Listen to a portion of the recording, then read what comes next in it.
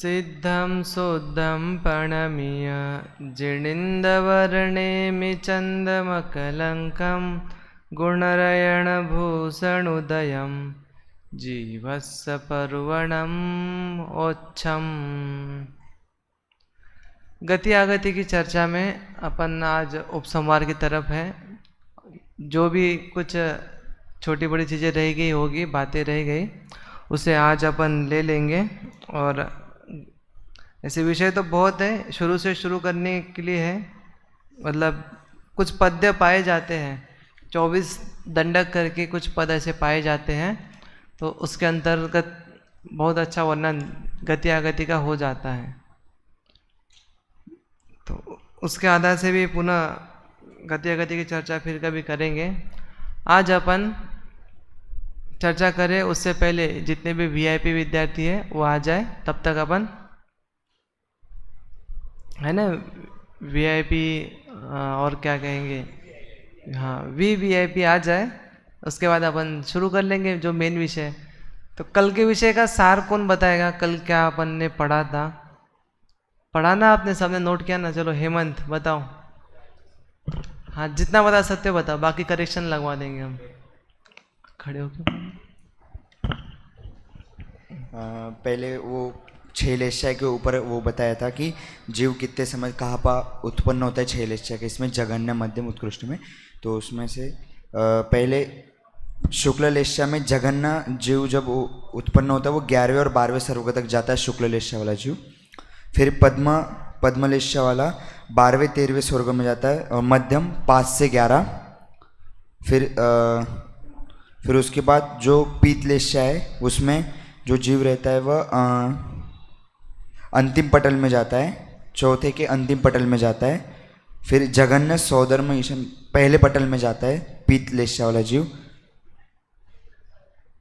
फिर कृष्ण लेशा वाला जीव 7वीं पृथ्वी के चौथे बिल में उत्पन्न होता है। फिर जघन्य 5वें पृथ्वी के अंतिम पटल में उत्पन्न होता है कृष्ण लेशा वाला जीव। फिर नील लेशा वाला जीव 5वीं पृथ्वी के चौथे 5वें पटल में उत्पन्न होता है। फिर कापोत लेशा वाला 3री पृथ्वी के 9वें और 8वें पटल में उत्पन्न होता है। मध्यम पहले पृथ्वी के 2रे पटल में उत्पन्न होता है। यही। और एक सर्वसामान्य बताया था ना, एक सर्वसामान्य लेशा के अलावा भी एक थोड़ा बहुत सर्वसामान्य लेशा का बता दिया था कि अशुभ लेशा, 3 अशुभ लेशा, 3 शुभ लेशा कहाँ पर जा सकता है।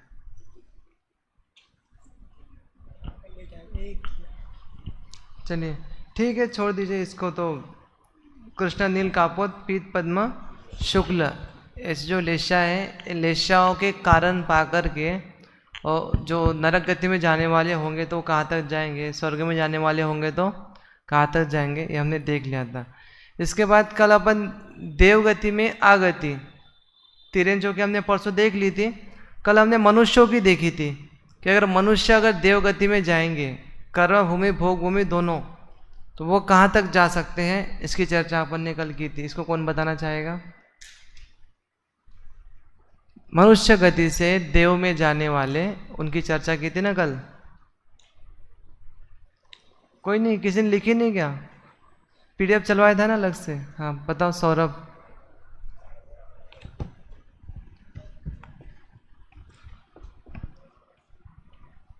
मनुष्य में सम्मूषण मनुष्य देवगति में उत्पन्न नहीं होते हैं, गर्भस्थ मनुष्य ही देवगति में उत्पन्न होते हैं। मिथ्या दृष्टि सासाधन भवनवासी से ग्रैविक तक जा सकते हैं। संख्यात वर्ष वाले कर्मभूमि के सम्यक दृष्टि चतुर्थे गुणस्थानवर्ती मनुष्य मरकर देवगति में उत्पन्न होते हैं। संख्यात वर्ष की आयु वाले कर्मभूमि के सम्यक दृष्टि फौधरविंद ईशान से सर्वार सिद्धि तक उत्पन्न हो सकते हैं। असंख्यात वर्ष वाले भोग भूमि के मिथ्या दृष्टि सासाधन सम्यक दृष्टि भवनवासी ज्योतिषी व्यंतर देवों में उत्पन्न होंगे, वैमानिक में उत्पन्न नहीं होंगे। ठीक है, एक इसमें आज सुधार कर लेना आप लोग। अभी अपन चालू कर देते हैं अपनी क्लास। जो हमने कहा था ना, मुनिवर धार अनंत बार ग्रेवेक उपजायो। इसमें भी सम्यक दृष्टि मिथ्या दृष्टि मुनिराज वो आपको लगाना है। यदि वह सम्यक दृष्टि है तो ही वह 9वें ग्रेवेक तक जाने की पात्रता रखेगा। मिथ्या दृष्टि हो वह 8वें ग्रेवेक तक जाने की योग्यता रखता है। ठीक है, ये और आप सुधार करवा लेना, तो मैं ये करवा सकता हूँ क्लास के बाद। ठीक है, ये समझ में आया किसी को बिंदु? अब मुनिराज है ना 1 से लेके 7वें गुणस्थानवर्ती होते हैं, मतलब उसके आगे पहले गुणस्थानवर्ती मुनिराज हो सकते हैं, दूसरे है ना, पहले मोटे मोटे ले लो, दूसरा तीसरा गौन कर दो, पहले चौथे 5वें और 6ठे 7वें तो होते ही है, हम 6ठे 7वें वाला स्वरूप पढ़ते हैं, लेकिन चौथे 5वें भी हो सकते हैं। सम्यक तो है लेकिन अनुव्रत मतलब नग्नत्व है केवल, उन्होंने अभी 5 समिति 3 गुप्ती का भी बराबर पालन करना शुरू नहीं किया गया है। तो ऐसे जो जीव होंगे तो वो जीव कहलाएंगे चौथे गुणस्थानवर्ती मुनिराज। 5वें में महाव्रत के समान पालन नहीं कर रहे हैं, अनुव्रतों के समान जो पालन कर रहे हैं वो पंचम गुणस्थानवर्ती मुनिराज। सम्यक तो सहित जो ठीक है, सम्यक तो सहित जो अनुव्रत के समान पालन कर रहे हो। पंचम गुणस्थान में 2 कषाय चौकड़ी का अभाव है, 3 हाँ, एक कषाय चौकड़ी का वो भी ले सकते हैं कि एक कषाय चौकड़ के साथ जो मुनिराज बन गए हैं वो हो गए चौथे वाले, 2 कषाय चौकड़ के साथ बने हुआ पंचम गुणस्थान वाले, और 3 कषाय चौकड़ के साथ बने हुआ। अभी बहुत सारी चीज़ें होती हैं ना, जैसे कोई नियम होते हैं, अभी नॉर्मल नियम ले रहे लेकिन नियम भी ऐसे पालन कर रहे हैं अनुव्रतों के समान। वो आपने परमात्मा जी वैसा का प्रवचन सुना होगा ना, उसमें क्या कह रहे हैं, भूमिका के अनुसार करना, भूमिका के अनुसार करना चाहिए। जैसे अभी कोई चौथे गुणस्थान वाला है तो चौथे गुणस्थान में रहकर भी मुनि के समान व्रतों को पालन कर रहा है, कुछ नियम ऐसे पालन कर रहा है, प्रॉपर व्रत प्रतिज्ञा संकल्प इस तरह से उसने नहीं लिया लेकिन फिर भी नियम पालन कर रहा है। जैसे अभी रात्रि भोजन नहीं करने वाले, रात्रि नहीं खाने वाले, बाहर का नहीं खाने वाले है तो अभी पहले गुणस्थान में, लेकिन फिर भी पालन कैसा हो रहा है, जैसे अनुव्रत महाव्रत में जैसा पालन होता है, घास पे नहीं चलना, स्थावर को नहीं हाथ लगाना। समझ में आ रहा है ना थोड़ा सा? मतलब नियम अभी तो है मिथ्या गुणस्थान में, लेकिन फिर भी कह रहे हैं कि जैसे मुनिराज 4 हाथ देख के चलते हैं, तो आप लोग भी चलते हैं ना 4 हाथ देख करके, चल रहे हो कि नहीं? अब कषाय चौकड़ अंतरंग में जो कषाय चौकड़ी की शुद्ध परिणति है उसकी बात नहीं चल रही, केवल बाहर के द्रव्य संयम की बात चल रही है। तो पालन हो रहा है कि नहीं हो रहा है? तो ऐसे कह रहे हैं कि नियम तो उनके समान पालन हो रहे हैं, ऐसे ही नियम पालन करने वाले होते हैं, लेकिन जो संयम वास्तविक संयम कहलाता है वो कषाय चौकड़ के अभावपूर्वक कहलाता है। ठीक है, मैंने उदाहरण के स्वरूप कहा है कि ऐसी ऐसी संभावना वहाँ पर हो सकती है। तो ऐसे जो संयमी होंगे, मिथ्यात्व सहित जो द्रव्य संयम का पालन करने वाले होंगे वह 8वें ग्रहवेग तक जा सकते हैं, और सम्यत्व सहित जो संयम पालन करने वाले होंगे है ना, द्रव्य संयम भी पालन करने वाले होंगे तो वो जा सकते हैं 9वें ग्रहवेग तक। ठीक है, आई बात समझ में? उससे ऊपर तो कह रहे हैं कि कषाय चौकड़ के अभाव से ही उससे ऊपर ग्रहवेग से ऊपर जाना होता है, 3 कषाय चौकड़ के अभाव से ही है ना उससे ऊपर जाना होता है। ये बात बराबर ध्यान रखना चाहिए। तो ये बात मुझे विशेष बतानी थी। एक और बात थी जो अपन शायव शमिक सम्यत्व का कहते हैं कि शायव शमिक सम्यत्व कितना होता है 66 सागर, तो उसके बाद वह अंतर्मुख के लिए तीसरे में आ सकता है, उसके बाद पुनः 66 सागर तक वह शैव शमिक सम्यक दृष्टि रह सकता है, तीसरे में आकर के तीसरे में आ सकता है अंतर्मुख के लिए। कोई कन्वर्ट हो और सभी का हो ऐसा कोई नियम नहीं है। ठीक है, अब जैसे लास्ट का अंतर्मुहूर्त होता है 66 सागर के लास्ट का जो अंतर्मुहूर्त बचेगा उस अंतर्मुहूर्त में वो क्षायिक को भी प्राप्त कर सकता है, लेकिन सभी लोग करते होंगे ऐसा कोई अनिवार्य नहीं है। वह मिथ्यात्व में इसलिए नहीं आता है क्योंकि मिथ्यात्व का बड़ा अंतर्मुहूर्त रहता है, और जो तीसरा गुणस्थान है उसका छोटा अंतर्मुद रहता है, उसके अपेक्षा से वह तीसरे में आता है और फिर तीसरे से पुनः 66 सागर। और एक मज़ेदार बात, 66 सागर होने के बाद फिर कहते हैं कि सम्यक, अभी चौथे गुणस्थान की बात चल रही है, चौथे गुणस्थान की, तो चौथे गुणस्थान में इतने काल तक रह सकता है। उसके बाद फिर पंचम गुणस्थान असंख्यात बार ले सकता है। उसके बाद मुनि भी बनकर उपशन श्रेणी भी, जो 4 बार उसको मौका मिलता है ना, 4 बार भी वो पूरा क्रॉस कर सकता है। उसके बाद भी कह रहे परिणाम बिगड़ सकते हैं, बिगड़ करके निगोद में भी जा सकता है। यहाँ तक ऐसी लंबी कहानी है। ऐसी बहुत सारी लंबी कहानियाँ आपको सुनने के लिए मिलेगी, तो ये बात बराबर समझना चाहिए आपको। आज अपन थोड़ा सा गति आगति के जो विषय हैं उसमें अपन स्टार्ट कर देते हैं। स्टार्ट करने के बाद फिर अपन जो बचा हुआ विषय है उसको अपन आगे बढ़ाएंगे। जैसे मनुष्य गति है, मनुष्य गति में जो शलाका पुरुष होते हैं, शलाका पुरुष या जितने भी महापुरुष होते हैं, उनकी गति कहाँ पर होती है? 169 महापुरुष कहे जाते हैं ना, 169। कोई बता सकता है 169 कैसे होंगे? हाँ, 169 महापुरुष। चलो कोई नहीं, आप नोट कर लीजिए फटाफट। 24 तीर्थंकर, 24 उनके माताएं, 24 उनके पिताजी। ठीक है, माता और पिता कितने हो गए? 24 24 3 बार हो गए। हाँ, और फिर 24 क्या होते हैं? कामदेव होते हैं। ठीक है, 24 कामदेव के बाद सबसे छोटी संख्या कौन सी है? 14 कुलकर। 14 कुलकर होते हैं। फिर कुलकर के बाद नोट कर लीजिए फटाफट, 14 कुलकर के बाद कम संख्या होती है 12। 12 चक्रवर्ती होते हैं। 11 रुद्र होते हैं। 11 रुद्र होते हैं। 9 नारायण होते हैं। 9 प्रतिनारायण होते हैं। 9 बलभद्र होते हैं और 9 नारद होते हैं। ठीक है, इन सबको आप टोटल करेंगे तो 169 169 महापुरुष कहलाएंगे। 24 4 बार, 9 4 बार। ठीक है, और क्या क्या रह गया? 14 11 हाँ 14 12 और 11। ठीक है, संख्या ध्यान रहेगी। हो रहे टोटल? नारद,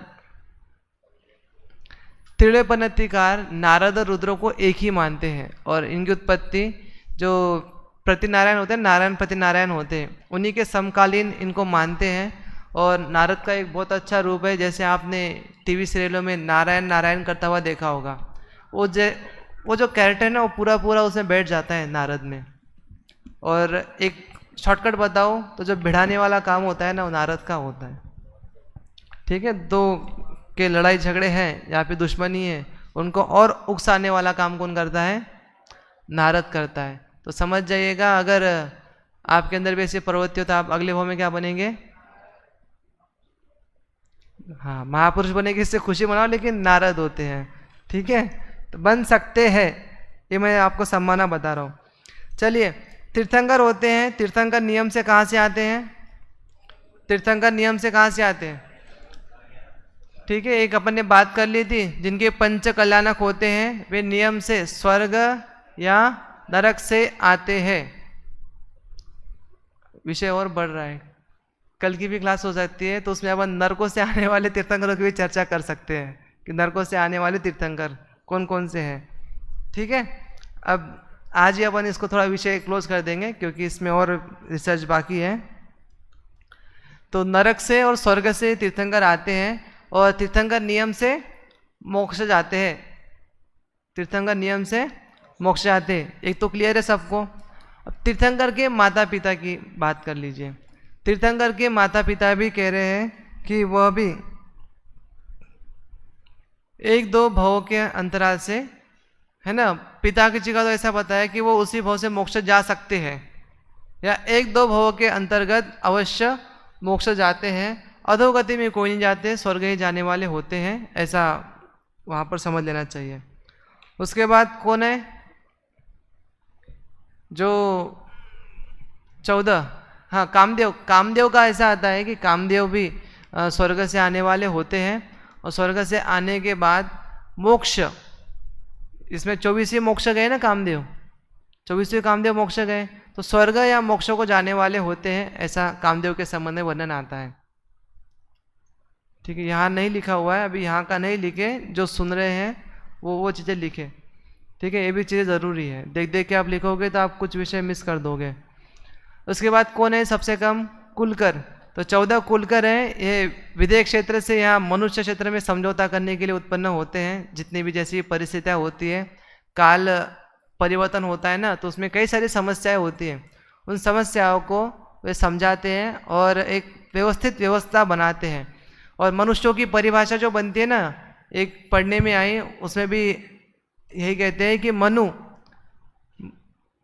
मनु से जो उत्पन्न होते हैं वही क्या कहलाते हैं? मनुष्य कहलाते हैं। मनु मतलब कुलकर का दूसरा नाम मनु भी है ना। तो मनु से जो उत्पन्न होते हैं और उसे इसलिए उनको क्या बोलते हैं? मनुष्य बोलते हैं। तो ये भी नियम से नरक अधोगति जाने वाले तो होते नहीं है, स्वर्ग को ही जाते हैं। ठीक है, इसके बाद कौन है? 12 चक्रवर्ती। नहीं, कुलकर मोक्ष नहीं जा सकते, नहीं, क्योंकि ये थोड़ा सा काल की भी प्रतिबंधक है ना, जो निमित्त है ना। जा सकते हैं, हाँ सकते हैं कि बताए, एक काल का भी तो निमित्त है। मैंने पहले ही कहा था, अपन कारणों की चर्चा कर रहे, तो कौन से काल में मोक्ष जाते हैं? चतुर्थ काल में जाते हैं, लेकिन वो कौन से काल में उत्पन्न होते हैं? है ना, तीसरे काल में। तीसरा काल जब खत्म होने वाला ही होता है तब वो उत्पन्न होते हैं। तो तीसरे काल के भी मोक्ष जा सकते हैं? तो भोगभूमि के जीव है, भोगभूमि के जीव तो स्वर्ग ही जाते हैं, तो उस अपेक्षा से वो स्वर्ग जाते हैं। अगर कोई पुरुषार्थ करे, किसी के पिताजी अगर पुरुषार्थ करे मोक्ष आने का, तो जा सकते, ये बता रहे हैं।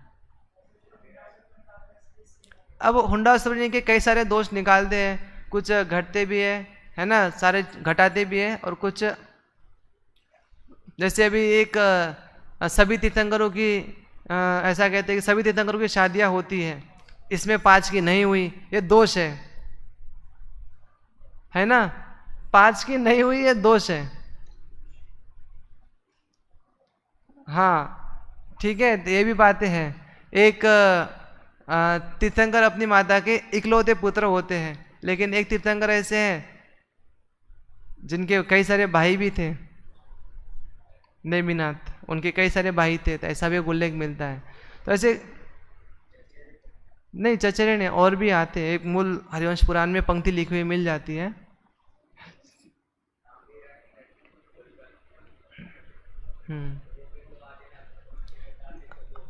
हाँ, ऐसे कई सारे मतलब शलाका पुरुष, महापुरुष ऐसे हुए, 2 पद के धारी हुए, 3 पद के धारी हुए। तो ऐसे आपको उदाहरण कई सारे मिल जाएंगे, आप अपने पास कलेक्शन करके रख सकते हो, प्रश्नोत्तर बनाने के लिए रख सकते हो। ठीक है, जैसे नाभि राय थे, वो माता मतलब पिता के रूप में भी महापुरुष थे और कुलकर के रूप में भी महापुरुष थे। मोक्ष जाना चाहिए, लेकिन जाते हैं ऐसा का है, कंपलसरी नहीं है, जा सकते हैं। हाँ, 1-2 भाव के अंतर्गत अवश्य जाते ही जाते हैं। तीर्थंकर के माता पिता है, अरे शची इंद्राणी उसको केवल एक बार गोद में लेती है, तो उससे ऐसे परिणाम बन जाते हैं कि वो मोक्ष जाए। माता तो उसको गोद में खिलाती रहती है, छोटा का बड़ा कर लेती है। अब इसे कहने की बातें हैं, और तो सब स्वर्ग के देव लगे हुए होते हैं सेवा करने के लिए, लेकिन फिर भी भाग्य है कि नहीं उसका। जगत माता जगदम्बा कहलाती है, जगदम्बा, जगत अम्बा, हाँ माता। ऐसे कई सारे नाम दिए हुए, विशेषण दिए हुए हैं। तीर्थंकर माता का भी मेरे पास लगभग 1 से 1.5 पेज लिखा हुआ है, तीर्थंकर माता की विशेषता है। अपन शलाका पुरुष पढ़ेंगे ना, तब अपन इसको विशेष रूप से देख लेंगे। कई सारे नई नई बातें आपको बताते जाऊंगा। अब देखिए चक्रवर्ती पे आते हैं। चक्रवर्ती क्या कर सकता है? चक्रवर्ती है ना, अगर वह दीक्षा लेता है, दीक्षा लेकर के अगर शपथ श्रेणी चढ़ता है तो नियम से मोक्ष जाएगा। अगर दीक्षा लेता है और इतना पुरुषार्थ नहीं कर पाता है तो वह क्या जाएगा? स्वर्ग में जाएगा। और अपने परिग्रह तो क्या करे, चक्रवर्ती तो क्या होता है, उसे भोगना ही पड़ता है। है ना। अगर वो भोग में अगर लीन रहता है और उसमें उसका मरण होता है, आयु क्षय हो जाती, तो क्या हो जाएगा, वह सीधे 7वें नरक में जाएगा। ठीक है ना। तो इसलिए चक्रवर्ती का जो गति आती है वह 3 आती है, मोक्ष जा सकता है, स्वर्ग जा सकता है और नरक जा सकता है।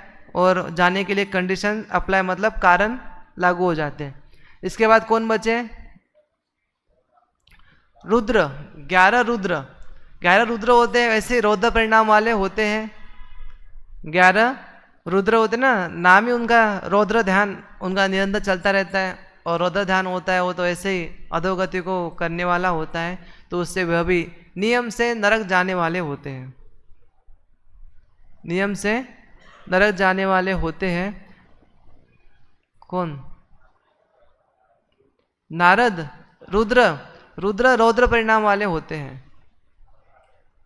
और आते कहाँ से, आते स्वर्ग से ही है, क्योंकि पुण्य के उदय से तो महापुरुष बनते हैं। अपन ने पढ़ लिया ना, तीर्थंकर को छोड़ करके अन्य शलाका पुरुष नरक से निकलने वाले नहीं बनेंगे।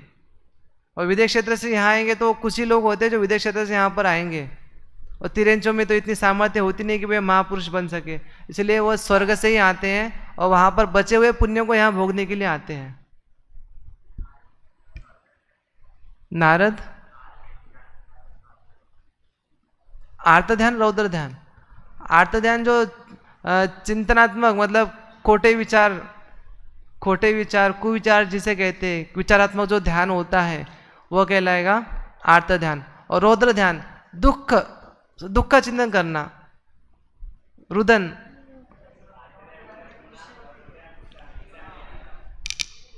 आर्द्र, अच्छा इसके भेद क्या है आर्त ध्यान के, हाँ, इष्ट वियोगज, अनिष्ट संयोगज, है ना। तो ये जो परिस्थिति अनुसार जो वेदन होता है वो वेदन लेंगे उसमें, आर्त ध्यान में। और रौद्र ध्यान में, है ना, आनंद मानना, पाप कार्य करके आनंद मानना, है ना।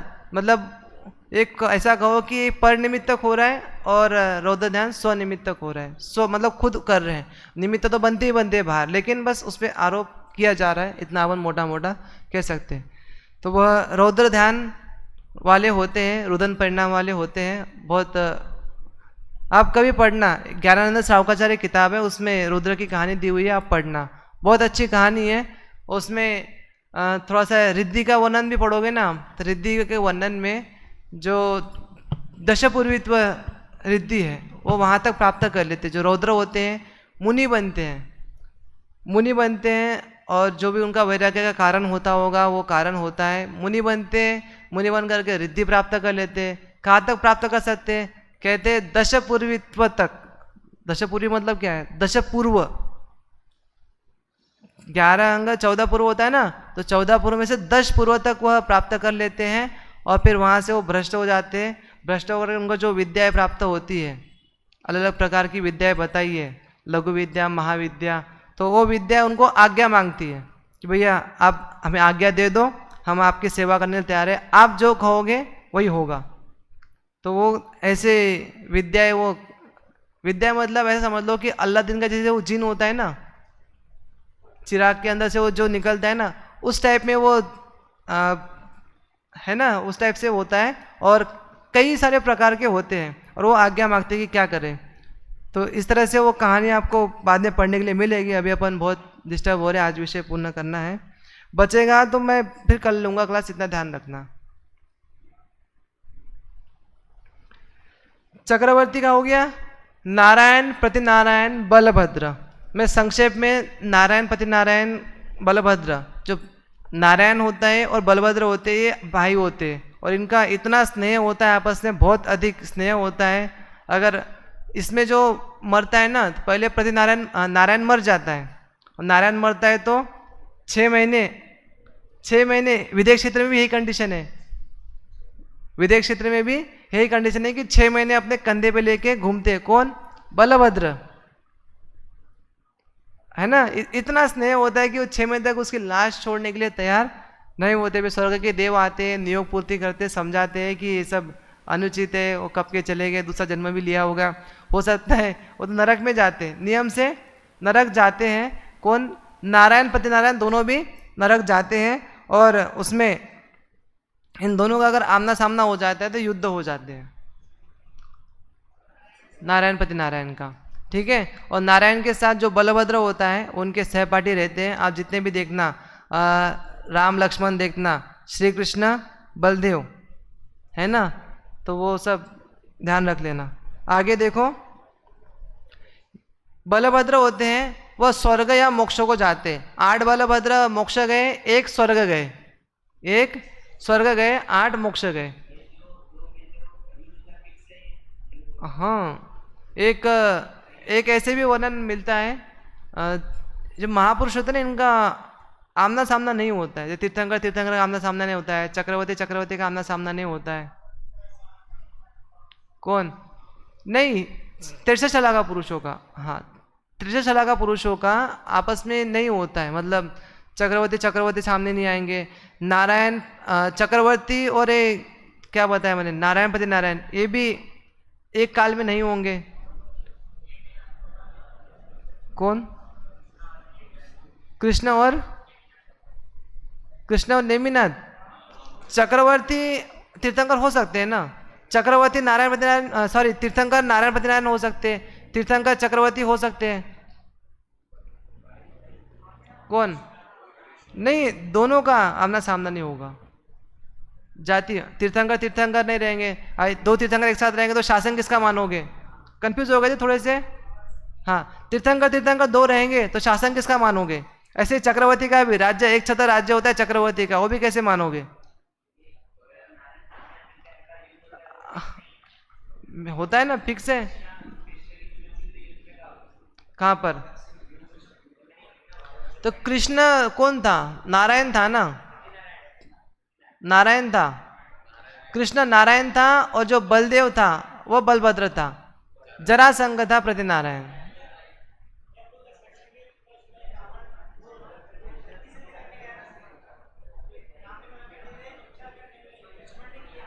तो युद्ध भी चल रहा था, अष्टानी आई थी इसलिए बीच में गैप लिया था। वो समझदार जीव थे सारे।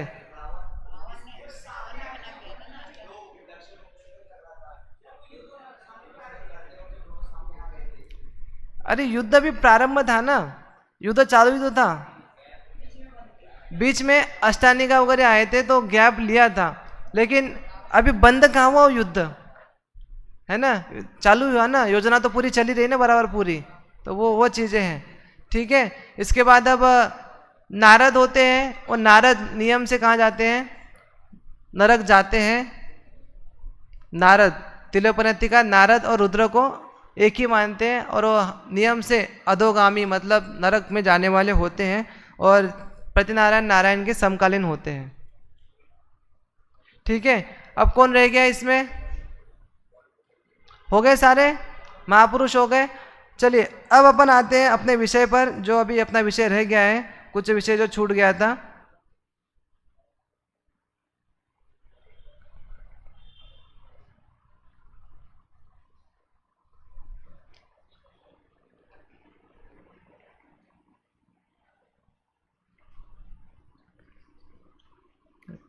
चलिए ठीक है, जो बता दिया आपको सारी चीज़ें। तीर्थंकर के माता पिता स्वर्ग या मोक्ष को प्राप्त करते हैं, और स्वर्ग को माताएं तो स्वर्ग को प्राप्त करती है, और अल्पकाल में ही वे मोक्ष को भी प्राप्त करते हैं। सब मैंने बता दिया था। बाकी इसके अलावा जो विषय शुरू होता है वो भूभूमि का विषय शुरू होगा मेरे पास।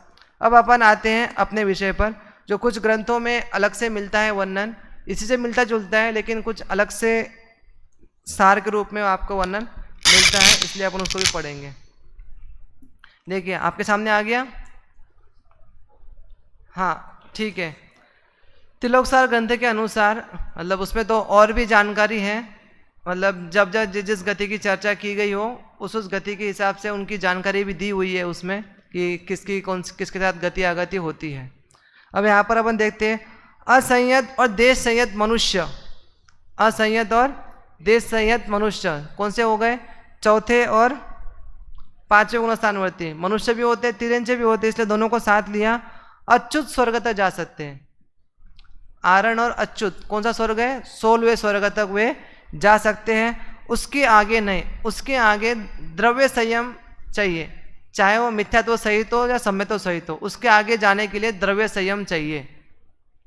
ठीक है, उससे आगे ही और जा सकते हैं भाव असंयत, देश संयत, भाव असंयत, भाव रूप से असंयत है और देश संयत है या मिथ्या दृष्टि भी है, लेकिन वह द्रव्य संयम सहित है, तो भी कह रहे हैं वह 9वें ग्रह तक जा सकते हैं। और इसकी विवक्षा मैंने पहले आपको बता दी, यदि वह मिथ्या दृष्टि है तो वह 8वें तक जाएंगे, अधिक से अधिक 8वें तक जाने की योग्यता रखते हैं, और इसमें अगर वो सम्यक दृष्टि होंगे तो वह 9वें तक जा सकते हैं।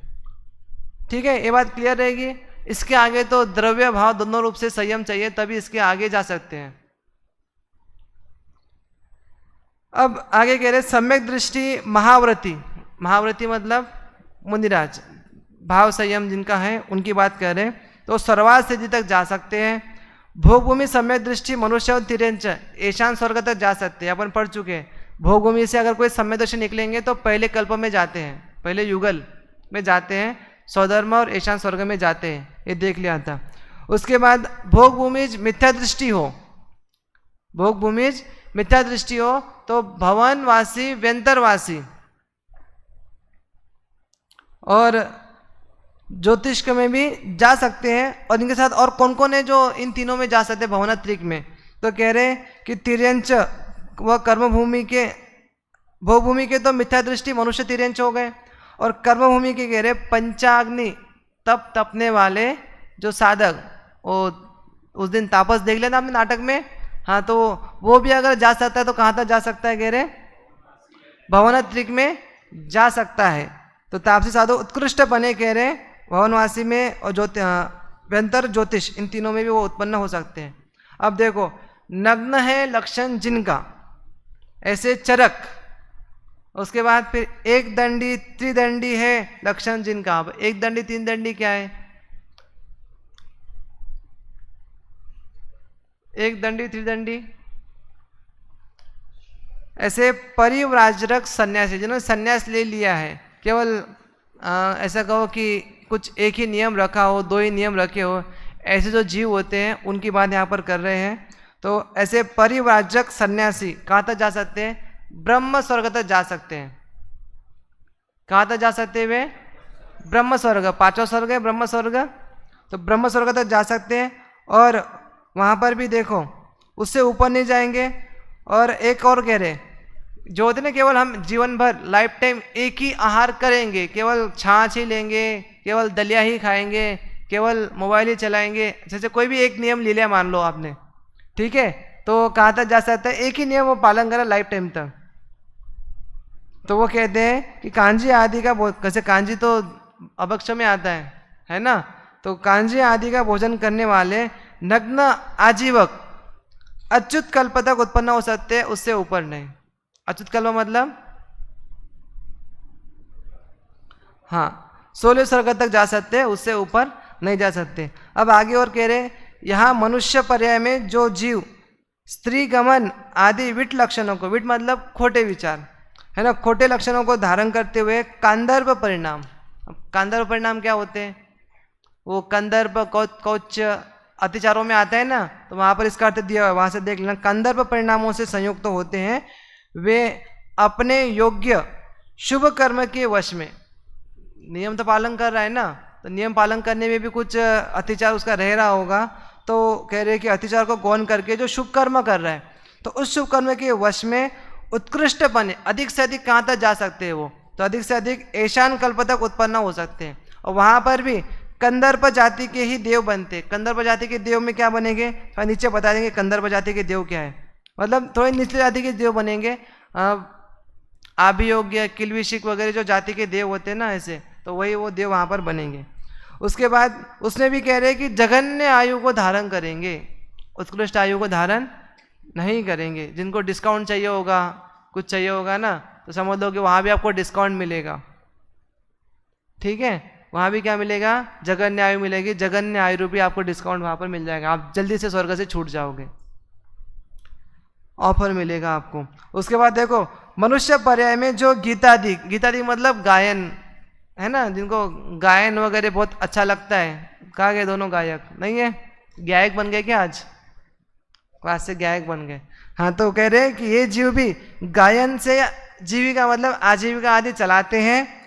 ऐसे किल्बिषिक परिणामों से युक्त नट जो नृत्य करने वाले भी होते हैं, डांस जो करते हैं ना, जैसे डांस में भी एक शादी में नाचना, मंदिर में नाचना, अगर उसमें भी सेम फीलिंग आ रही हो दोनों को तो क्या कहलाएंगे वो?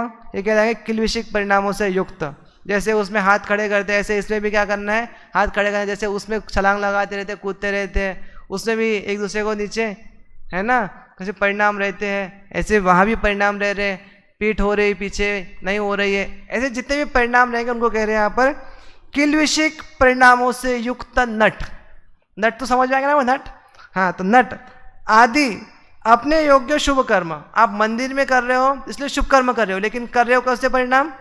आप योग्य जाति, है ना, किल्बिषिक परिणाम कर रहे हो, तो कह रहे उसके वश से भी क्या कह रहे? लांतव स्वर्ग तक जा सकते। लांतव कौन सा स्वर्ग है? ठीक है, तो वहां तक जा सकते हैं, वहां उत्पन्न हो सकते। ठीक है, कम से कम आप कहोगे स्वर्ग तो जाने के लिए मिलेगा। अब सुन लो, एक ऑफर सुन लो। ऑफर क्या है? वहां पर भी जगन्य आयु को धारण करते हैं। दो ऑफर मिल गए, एक तो आप वहां भी ऐसे ही देव बनोगे और उसके बाद आपको जगन्य आयु वहां पर भी मिलेगी, ऐसा वहां पर कह रहे हैं।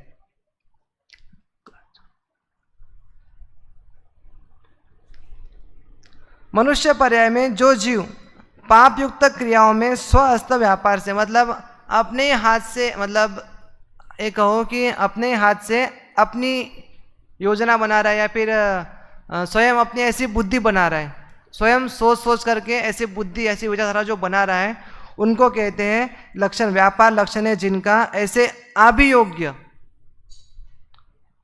ठीक है, अभियोग्य। जैसे अभी क्लास में कुछ टॉपर होते हैं तो बराबर वो पढ़ने की ही बुद्धि रखते हैं, कुछ होते हैं कि परीक्षा के टाइम पे पढ़ लेंगे, बाकी टाइम पूरा मस्ती कर लेंगे। अब ये कौन बना रहा है? जैसे यहाँ पर 5 साल पढ़ने के लिए आए बच्चे, वो कैसे आए?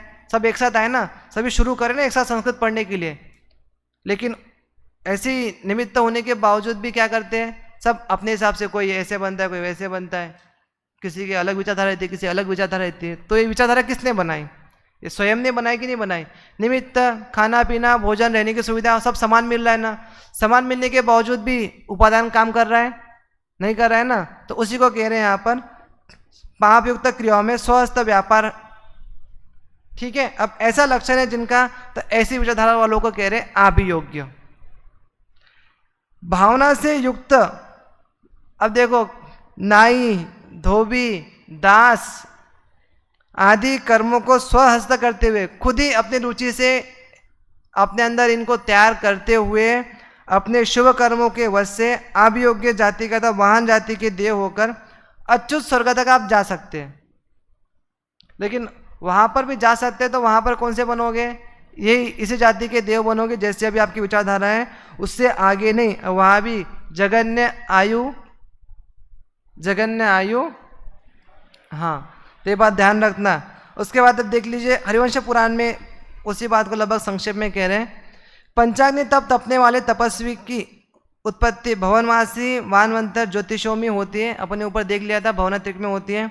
उसके बाद परिव्राजक सन्यासियों की उत्पत्ति ब्रह्मलोक तथा ब्रह्मलोक तक, और सम्यक दृष्टि की उत्पत्ति, अगर परिव्राजक में कोई सम्यक दृष्टि हो, अब वो उसके जैसे परिणाम होंगे, जैसे विचारधारा होगी, अभिप्राय जैसे चल रहे होंगे, तो उसकी बात है। सम्यक दृष्टि मनुष्यों की उत्पत्ति 12वें स्वर्ग तक हो सकती है, उससे आगे नहीं।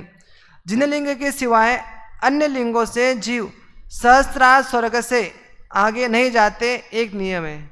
जिन लिंग मतलब है ना, मुनिलिंग, भावलिंग, द्रव्यलिंग जिसे कहते हैं, तो उसे कह रहे हैं जिन लिंग के सिवाय अन्य लिंगों से जीव सहस्त्रार स्वर्ग से आगे नहीं जा सकते, यह नियम है। श्रावक कहाँ तक जा सकता है? श्रावक छठाला में पढ़ा ना आपने, वही यहाँ पर रिपीट कर रहे। स्वर्ग से अच्युत स्वर्ग तक जा सकते हैं, उससे आगे मुनि उससे भी आगे जा सकते हैं। अभव्य जीवों का उत्पाद, अभव्य जीवों का उत्पाद अंतिम ग्रहवेग तक हो सकता है, परंतु यह भी नियम है कि ग्रहवेकों में भी उत्पत्ति निर्गंत लिंग के द्वारा ही होती है, उग्र तपश्चरण से होती है। इसलिए कहा मुनिवत धार अनंत कोटि जन्म तप तपे, है ना, कोटि जन्म तप तपे कह रहे हैं। और वो जीव कहाँ उत्पन्न हो रहे हैं? वो जीव वहाँ पर उत्पन्न हो रहे हैं। वो तीनों पास पास में है ना छंद, 2-3 छंद जितने भी है, तो वो सब बातें यहाँ पर बता रहे हैं। सर्वासिद्धि में जो जीव जाएंगे, रत्नत्रय धारी तपस्वी जो भव्य जीव है, उन्हीं की उत्पत्ति वहाँ पर होती है, अन्य किसी की नहीं होती है। अब कुछ एक विशेष बात रही है, वो बात बता देते हैं, जो हमने पहले भी कहा था, जो 12वें स्वर्ग में और 16वें स्वर्ग का जो एक उन्नन आता है, वो जो श्रावक होगा, मतलब जिसने मुनि धर्म अंगीकार नहीं किया, ऐसे जो श्रावक होंगे वह अधिक से अधिक 12वें तक जा सकते हैं, और किसी का मत है 16 तक जा सकते हैं। तो ये बात यहाँ पर बता रहे हैं। हरिवंश पुराण में कहते हैं कि 12वें तक जा सकते हैं कौन से? असंयत सम्यक दृष्टि मनुष्य, पंचम गुण स्थानवर्ती। और तिलोक सार में कहते हैं कि 16 स्वर्ग तक वे जा सकते हैं। इस प्रकार से हमने गति अगति का विषय देखा है।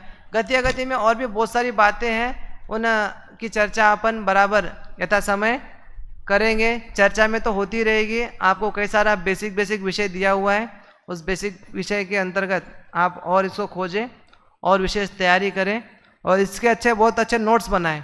आपको भी एक कक्षा वगैरह लेने के लिए कभी ना कभी काम में आएंगे। तो आज अपन गति अगति का जो प्रकरण है वह यहीं पर पूर्ण करते हैं, ठीक है। और एक भावना यही है कि गति अगति का स्वरूप पढ़ के हम अगति, अनुपम गति को प्राप्त करें, इसी के लिए हमने गति अगति पढ़ा है।